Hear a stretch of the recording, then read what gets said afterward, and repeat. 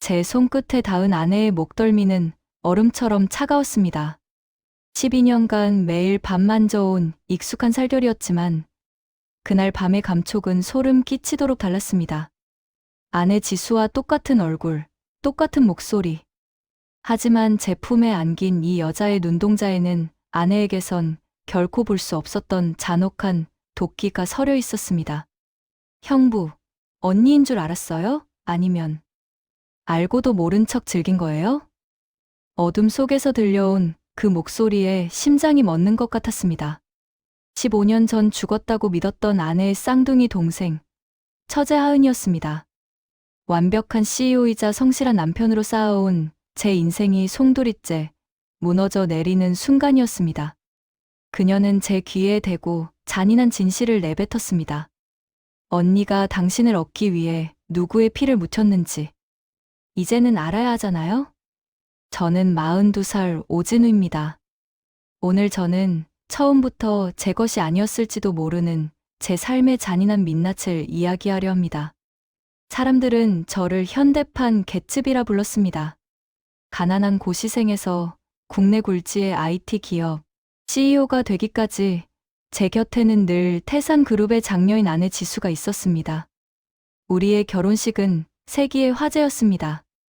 대한민국에서 가장 화려한 호텔 예식장, 정재계의 인사들이 가득 메운 그곳에서 지수는 세상 가장 순결한 신부의 모습으로 제 손을 잡았습니다.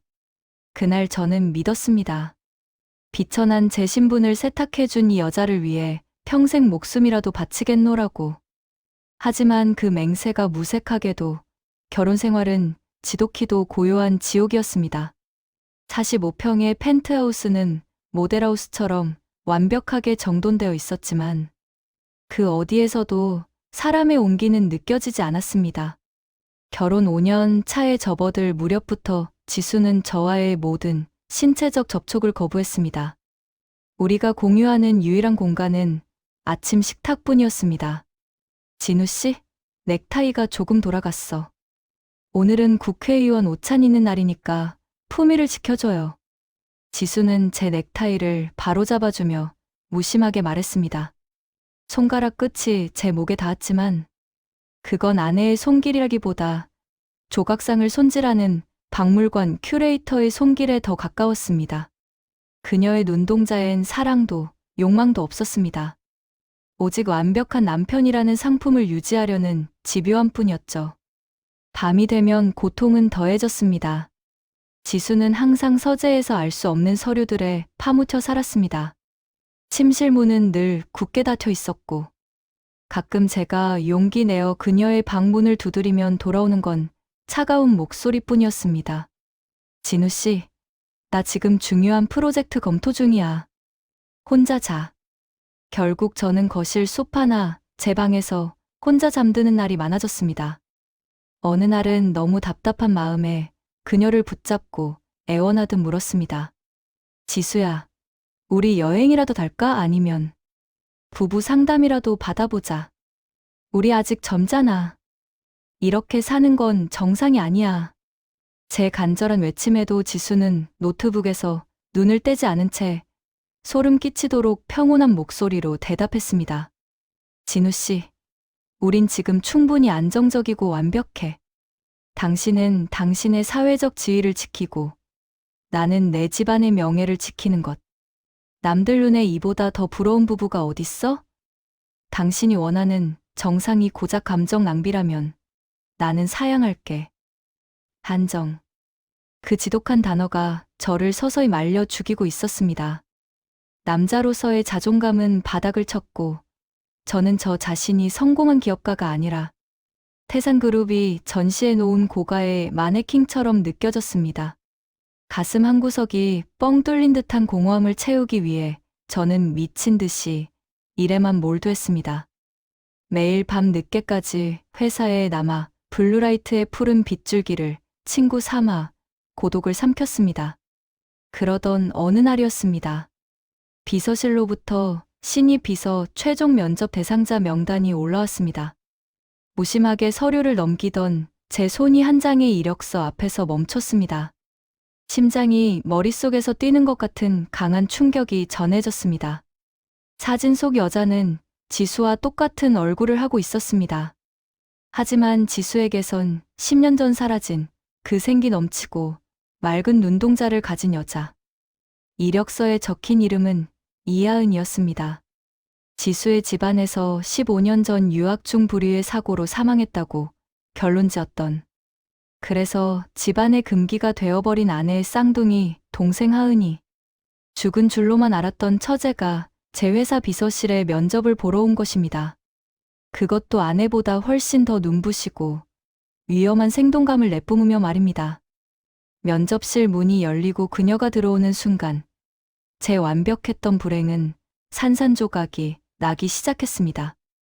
면접실의 무거운 침묵을 깨고 문이 열렸습니다. 구두 굽소리가 대리석 바닥을 울릴 때마다 제 심장 박동도 그 리듬에 맞춰 가빠졌습니다. 지원자 번호 7번, 이하은. 서류상의 사진을 보고도 믿을 수 없었던 그 얼굴이 실물이 되어 제 눈앞에 나타났을 때 저는 쥐고 있던 만년필을 바닥에 떨어뜨리고 말았습니다. 15년 전이었습니다. 태산그룹의 장녀 지수와 차녀 하은은 해외 유학 중이었습니다. 스위스의 어느 설산에서 발생한 불의의 사고. 헬기까지 동원된 수색 끝에 돌아온 건 지수뿐이었습니다. 하은은 시신조차 찾지 못한 채 실종 처리되었고 1년 뒤 사망 선고가 내려졌습니다.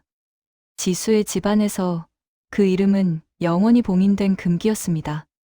그런데 지금 죽음의 강을 건넜어야 할 여자가 제 집무실 의자에 앉아 저를 빤히 바라보고 있었습니다. 하은아, 너 정말 하은이니? 제 목소리는 보기 흉하게 떨리고 있었습니다.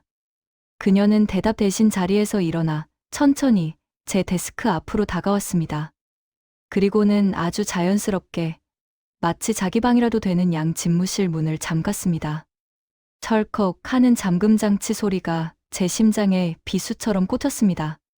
그녀가 제 코앞까지 다가왔을 때 코끝을 찌르는 향기가 느껴졌습니다. 아내 지수가 12년 동안 고집해온 그 우아하고 정갈한 장미 향수. 하지만 하은이에게서 나는 향은 달랐습니다. 똑같은 베이스지만 훨씬 더 진하고 관능적이며 사람의 신경을 긁어놓는 듯한 유혹적인 잔향. 아내가 박제된 박물관의 꽃이라면 하은이는 이제 막 비바람을 맞고 피어난 야생화 같은 향기를 내뿜고 있었습니다. 형부, 많이 놀라셨죠? 죽은 줄 알았던 유령이 제 발로 걸어 들어와서 그녀의 손가락이 제 책상 위를 스치듯 지나갔습니다. 저는 본능적으로 의자를 뒤로 밀며 뒷걸음질 쳤습니다. 공포와 경악, 그리고 형용할 수 없는 기묘한 고향감이 머릿속에서 뒤섞였습니다. 너, 어떻게 된 거야? 지수는, 내 부모님은 내가 사고로 세상을 떠났다고 했어. 장례식까지 치렀단 말이야. 언니는 내가 죽길 간절히 바랐겠죠. 아니, 정확히 말하면 제가 죽어야만 언니의 완벽한 각본이 완성될 수 있었으니까요. 하은이는 제 책상 모서리에 걸터 앉아 가느다란 다리를 꼬았습니다. 그녀의 입가에 걸린 비릿한 미소가 소름 끼치도록 차가웠습니다. 사고가 아니었어? 그게 무슨 소리야? 태산그룹의 후계자 자리, 부모님의 전폭적인 신뢰, 그리고 무엇보다 형부 당신. 그 모든 걸 차지하기 위해 언니가 무슨 짓을 했는지 형부는 상상조차 못할 거예요. 15년 전 그 산 위에서 저를 밀어낸 건 차가운 눈바람이 아니라 언니의 잔인한 손길이었거든요. 하은이의 폭로는 가히 파괴적이었습니다. 그녀의 말에 따르면 지수는 하은이를 시기한 나머지 사고를 위장해 그녀를 제거하려 했고 하은이는 현지 조력자의 도움으로 극적으로 살아남아 신분을 숨긴 채 복수의 칼날을 갈아왔다는 것이었습니다. 저는 머리를 한 대 엇맞은 듯 멍해졌습니다. 12년을 함께 산 아내가 살인미 수범이라니 믿을 수 없었습니다. 하지만 하은이의 눈빛에는 광기 어린 진실이 담겨 있었습니다. 말도 안 돼. 지수가, 미정이가 그럴 리 없어. 넌 지금 뭔가 오해하고 있는 거야. 제 부정에 하은이는 낮게 읊조리며 비웃었습니다.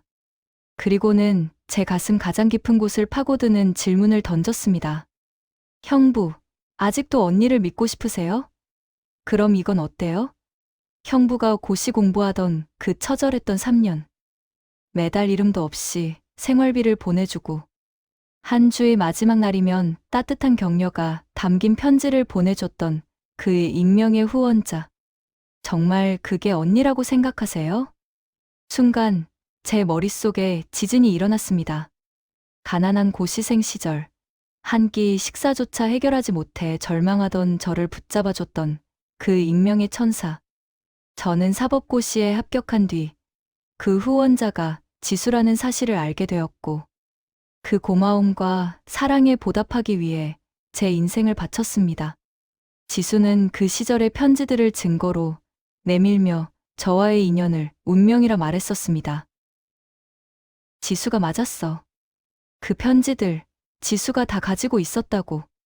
글씨체는 얼마든지 연습할 수 있죠. 언니는 제가 형부에게 보냈던 편지들을 가로챘고, 제 마음을 도둑질해서 형부 옆자리를 차지한 거예요. 형부가 그토록 감사해하던 그 온기, 형부를 위해 밤새 기도하며 편지를 썼던 그 손. 그건 언니가 아니라 저였다고요. 진우 형부. 하은이는 제 얼굴 가까이 다가와 속삭였습니다. 그녀의 숨결이 제 피부에 닿을 때마다 12년간 쌓아온 제 세계의 기둥들이 하나둘씩 무너져 내리는 소리가 들렸습니다. 제가 사랑했던 건 지수였을까요? 아니면 하은이가 보낸 그 다정한 위로였을까요? 단호하고 슬픈 하은이의 눈동자를 마주하며 저는 깨달았습니다. 제 인생의 가장 아름다웠던 기억조차 누군가에 의해 설계된 가짜였을지도 모른다는 사실을 말입니다. 이제 제 앞에는 두 갈래 길이 놓여 있었습니다. 이 잔혹한 진실을 외면하고 가짜 낙원에 머물 것인가? 아니면 처제의 손을 잡고 지옥 같은 진실 속으로 뛰어들 것인가? 하은이의 가느다란 손이 제 넥타이에 닿았습니다. 아내 지수가 매주던 방식과는 전혀 다른 거칠고 도발적인 손길이었습니다. 하은이는 제 비서실로 정식 출근하기 시작했습니다. 태산그룹의 철저한 보안망조차 그녀의 완벽한 가짜 신분 앞에서는 무용지물이었습니다. 하지만 그녀가 제 비서로 일하며 보여준 모습은 단순한 업무 보조, 그 이상이었습니다. 그녀는 마치 제 영혼의 빈틈이 어디인지, 어느 부분을 건드려야 제가 무너지는지 정확히 알고 있는 설계자 같았습니다. 집에서의 저는 유령이었습니다. 아내 지수에게 저는 태산그룹이라는 거대한 성벽을 지키는 소모품일 뿐이었죠. 하지만 회사에서 하은이가 만들어준 세계는 달랐습니다. 그녀는 제가 좋아하는 원두의 향을 기억했고, 제가 극심한 스트레스로 뒷목을 잡을 때면 말없이 따뜻한 허브차를 내밀었습니다. 형부, 아니 대표님. 오늘은 안색이 너무 안 좋으세요. 이 프로젝트만 끝나면 잠시라도 쉬셔야 해요. 제가 일정 다 비워둘게요. 그녀의 따뜻한 눈빛이 제 마른 가슴에 닿을 때마다 저는 지독한 갈증을 느꼈습니다. 12년 동안 쇼윈도 부부로 살며 박제되어 버린 제 남성성이 그녀의 작은 배려 하나하나에 꿈틀거리며 깨어나기 시작한 것입니다. 지수가 저를 CEO 오진우로 대했다면 하은이는 저를 남자 오진우로 대했습니다. 사건은 비가 쏟아지던 어느 수요일 밤에 터졌습니다. 대규모 합병건으로 일주일째 야근을 이어가던 제 집무실에는 무거운 피로감이 안개처럼 자욱했습니다. 새벽 1시 모두가 퇴근한 고요한 빌딩 속에서 저는 책상에 엎드려 잠시 눈을 붙이고 있었습니다. 그때 부드러운 인기척과 함께 하은이가 다가왔습니다. 대표님, 아직 안 가셨네요. 잠결에 들려온 그녀의 목소리는 지수의 차가운 톤과는 달리 솜털처럼 부드러웠습니다. 제가 몸을 일으키려 하자 그녀의 가느다란 손길이 제 어깨 위에 내려앉았습니다. 3년. 아니 어쩌면 그보다 더 오래도록 잊고 살았던 여자의 온기였습니다. 형부, 너무 피곤해 보여요. 어깨가 돌덩이처럼 뭉쳤네요. 제가 좀 주물러 드릴까요? 그녀의 손가락이 제 목줄기를 따라 천천히 내려가며 단단하게 뭉친 근육을 파고들었습니다. 그 촉각이 뇌에 전달되는 순간 저는 온몸에 전율이 흐르는 것을 느꼈습니다. 이성은 비명을 지르며 멈추라고 명령했지만 오랜 시간 굶주려온 본능은 그녀의 손길을 더 깊이 갈구했습니다. 그녀의 손길은 단순한 마사지가 아니었습니다. 제 피부 세포 하나하나를 일깨우는 섬세한 유혹이었습니다. 하은아, 그만해. 이러면 안 돼. 나는 내 형부고 지수의 남편이야. 우리는 지금 선을 넘고 있어. 제 입술에서는 메마른 거부의 말이 나갔지만 제 몸은 그녀의 손길에 맞춰 힘을 빼고 있었습니다. 하은이는 제 거절을 비웃듯 오히려 제 의자 뒤로 돌아와 제 목을 천천히 감싸 안았습니다. 그녀의 뜨거운 숨결이 제 귓가를 간지럽혔습니다. 형부도 스스로를 속이지 마세요. 언니가 당신을 어떻게 생각하는지 정말 몰라요? 언니에게 당신은 태산의 화려한 배경을 채워줄 훌륭한 장식품일 뿐이에요. 자랑? 욕망? 그런 건 언니 사전에 없어요. 형부가 고시원 쪽방에서 그토록 그리워했던 그 따뜻한 온기. 그걸 줄 수 있는 사람은 언니가 아니라 저였다는 거. 이제 인정해야 하잖아요. 그녀의 말이 비수처럼 제 가슴을 찢어 놓았습니다. 12년 전 제가 사랑에 빠졌던 그 편지 속의 여인. 다정하고 따뜻하며 나를 온전히 이해해주던 그 환상 속의 여자가 눈앞에서 저를 유혹하고 있었습니다. 하은이는 제 목을 껴안은 채 제 가슴 위로 손을 내렸습니다. 제 심장이 미친 듯이 뛰는 것이 그녀의 손끝에 그대로 전달되었을 겁니다. 봐요. 형부 심장은 이렇게 솔직한데 왜 자꾸 차가운 언니 뒤에 숨으려고 해요? 오늘 밤만은 그냥 오진으로 저만 바라봐주면 안 돼요? 그녀가 제 고개를 돌려 저를 똑바로 바라보게 했을 때 저는 그녀의 눈동자 속에서 타오르는 욕망과 슬픔을 동시에 보았습니다. 그건 3년 동안 차가운 침대에서 외로움을 견뎌온 제 모습과도 닮아 있었습니다. 결국 제 이성을 지탱하던 마지막 퓨즈가 끊어졌습니다. 저는 그녀의 허리를 거칠게 낚아채 제 품으로 끌어당겼습니다. 12년 동안 성실함이라는 가면을 쓰고 살아온 제 인생이 산산조각 나는 소리가 들렸지만 상관없었습니다. 지금 제 눈앞에 뜨거운 생명력을 가진 이 여자를 안지 않는다면 저는 평생 말라비틀어진 나무처럼 고사해버릴 것만 같았으니까요. 우리는 불 꺼진 집무실의 소파 위에서 그리고 아무도 없는 차가운 회의실 테이블 위에서 금지된 시간을 보냈습니다. 아내의 향수와 닮았지만 훨씬 더 자극적인 그녀의 살 냄새가 제 폐부를 가득 채웠습니다. 3년 동안 느껴보지 못한 뜨거운 박동, 서로를 갈구하는 거친 숨소리. 그것은 마약보다 더 중독적이었고 죄책감보다 더 강렬한 쾌락이었습니다. 하지만 그건 파멸의 전주곡에 불과했습니다. 하은이의 접근은 갈수록 대담해졌고 치밀해졌습니다. 그녀는 마치 제가 그녀 없이는 살 수 없는 중독자로 만들려는 듯 매일 새로운 자극으로 저를 흔들었습니다. 그리고 마침내 지수가 일본 지사 설립 문제로 3박 4일 출장을 떠나던 날 밤, 하은이는 제게 속삭였습니다. 형부, 오늘 밤은 회사 말고 형부가 매일 밤 외롭게 잠들던 그 침실에서 기다릴게요. 언니의 흔적을 제가 다 지워드릴게요. 그녀는 제 집 비밀번호를 알고 있었습니다. 아니, 어쩌면 처음부터 그녀의 집이었을 그곳으로 그녀가 들어왔습니다. 아내 지수가 정갈하게 정리해둔 우리 부부의 성역 같은 침실.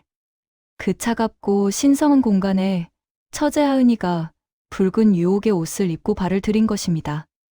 그날 밤 제가 방문을 열었을 때 침대 위에는 아내의 실크 잠옷을 걸친 하은이가 누워 있었습니다.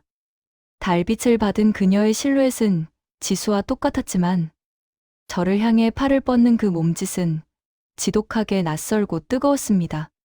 저는 제가 지옥으로 걸어 들어가는 줄 알면서도 그 침대 위로 몸을 던졌습니다. 그것이 제 인생을 송두리째 바꿔놓을 최악의 선택이 될 줄은 꿈에도 모른 채 말입니다. 서두에 말씀드렸던 바로 그날 밤의 이야기입니다. 아내 지수가 제주도 세미나를 위해 집을 비운 지 이틀째 되던 날이었습니다. 창밖에는 장대비가 쏟아졌고 저는 하은이와의 위태로운 관계가 주는 죄책감을 씻어내기 위해 평소 마시지도 못하는 독주를 연거푸 들이켰습니다.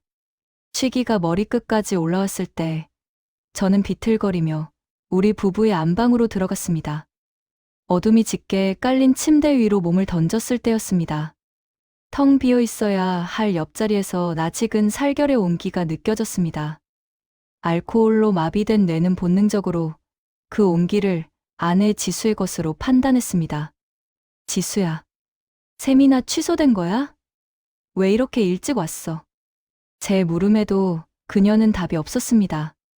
대신 평소에 아내답지 않게 뜨겁고 격정적으로 저를 끌어당겼습니다. 12년의 결혼 생활 동안 지수는 언제나 저를 밀어내거나 의무적으로 받아줄 뿐이었습니다. 하지만 그날 밤에 그녀는 달랐습니다. 마치 저를 집어삼킬 듯이 자신의 존재를 제 영혼에 각인시키려는 듯이 미친 듯이 매달렸습니다.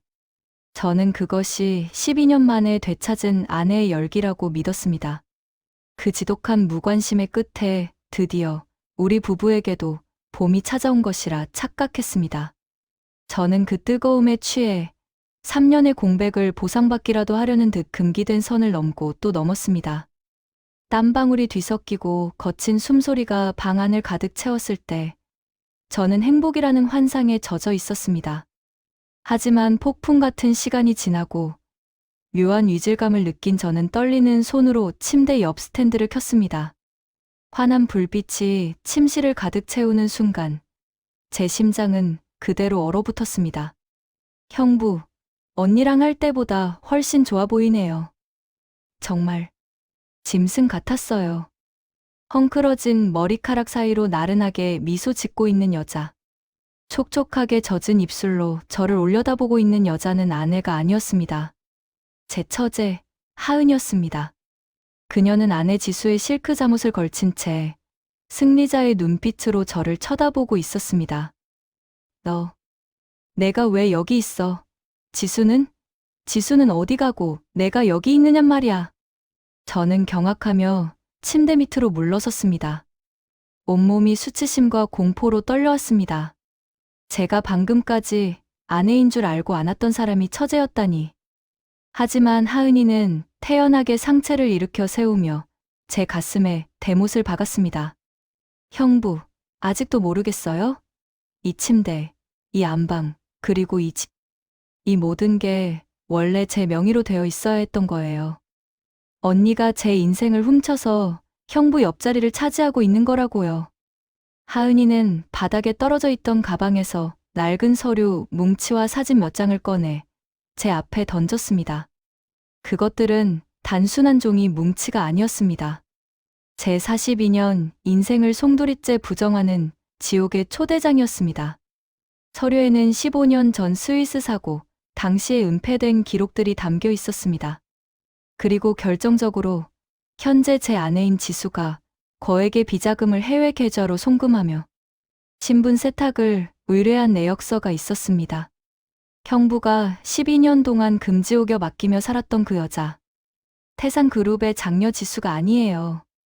그녀의 진짜 이름은 김미정. 우리 집에서 10년 넘게 일했던 가사도우미의 딸이자 제 단짝 친구였던 여자예요. 제 눈앞이 캄캄해졌습니다.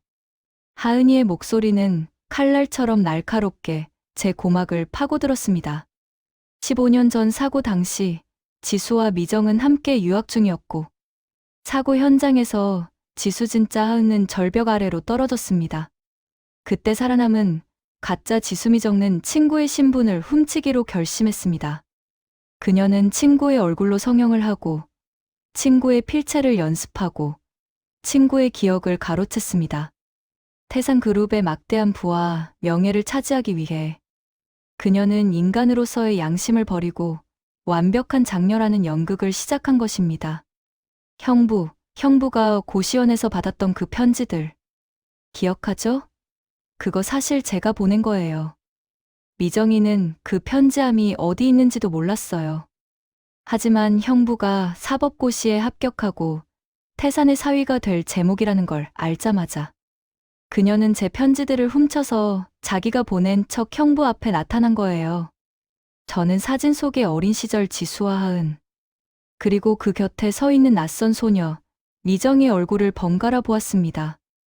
아내의 졸업 앨범이 왜 그토록 부자연스러웠는지, 장인어른이 왜 가끔 아내를 보며 낯선 표정을 지었는지, 이제야 모든 퍼즐이 맞춰졌습니다. 장인어른조차 가짜 딸의 연기에 속아 넘어가거나 혹은 기업의 이미지를 위해 그 가짜를 진짜로 인정해버린 것이었습니다. 제 인생 전체가 거대한 사기극 위에 세워진 사상누각이었습니다. 제가 사랑했던 여자의 다정함은 연기였고, 제가 믿었던 가정은 신분 세탁의 결과물이었습니다.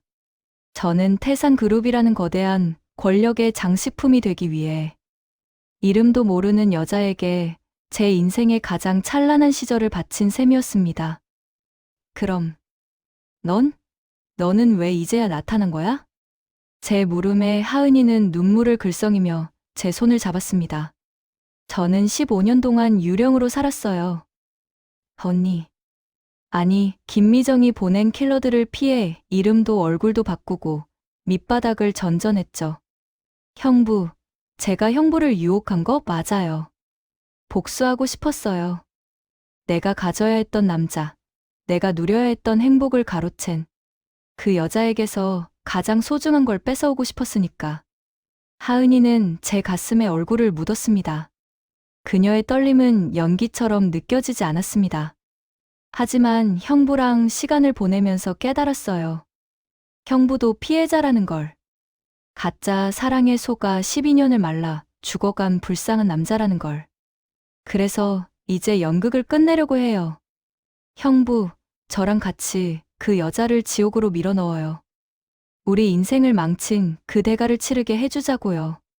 저는 멍하니 천장을 바라보았습니다. 비극적인 오케스트라 선율이 제 귓가에서 환청처럼 울려 퍼졌습니다. 제 곁에 누워있는 이 여자는 진짜 하은일까요? 아니면 또 다른 욕망을 품은 침입자일까요? 확실한 건 내일부터 제가 마주해야 할 아내의 얼굴이 더 이상 예전처럼 보이지 않을 거라는 사실이었습니다. 제 인생의 모든 것이 가짜였습니다.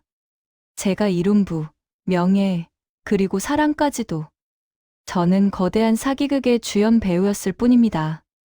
그리고 이제 막이 내리고 조명이 꺼진 무대 위에서 저는 피칠갑이 된 진실과 마주하고 있었습니다. 모든 진실이 밝혀진 순간 안방의 무거운 정적이 깨졌습니다.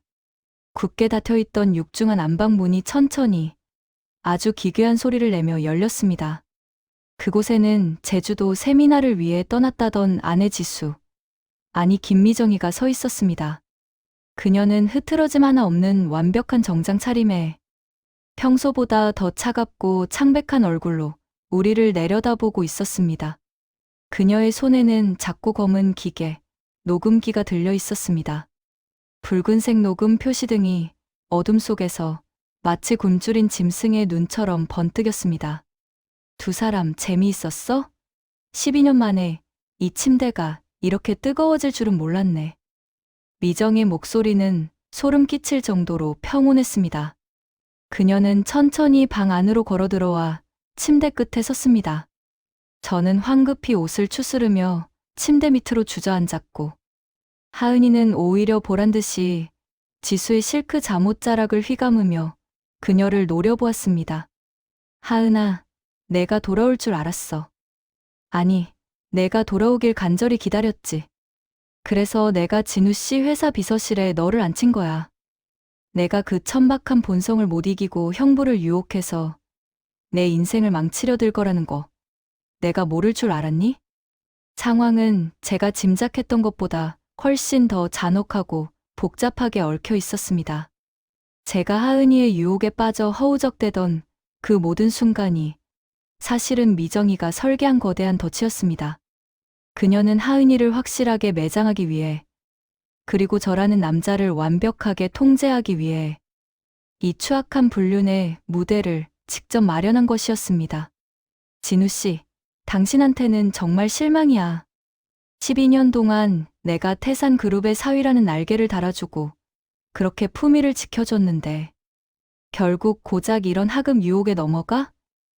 이 녹음 파일 하나면 당신이 쌓아온 그 잘난 IT 기업의 주가는 내일 아침 폭락할 거야. 당신은 처제와 노란한 파렴치한 성범죄자로 낙인 찍혀 사회에서 매장되겠지. 미정은 저를 벌레 보듯 내려다보았습니다. 그녀의 눈에는 제가 사랑했던 지수의 그림자조차 남아있지 않았습니다. 오직 자신의 성을 지키기 위해 무엇이든 파괴할 준비가 된 포식자의 눈빛뿐이었습니다. 그녀는 이어 하은이를 향해 총구 같은 손가락을 겨눴습니다. 하은아, 15년 전 산 위에서 내가 졌을 때 포기했어야지.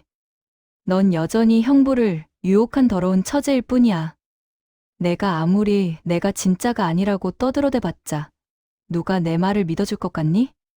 태산그룹의 모든 인맥과 법무팀이 내 뒤에 있어. 넌 그저 정신 나간 스토커로 끝날 거야. 저는 머리를 감싸 쥐었습니다.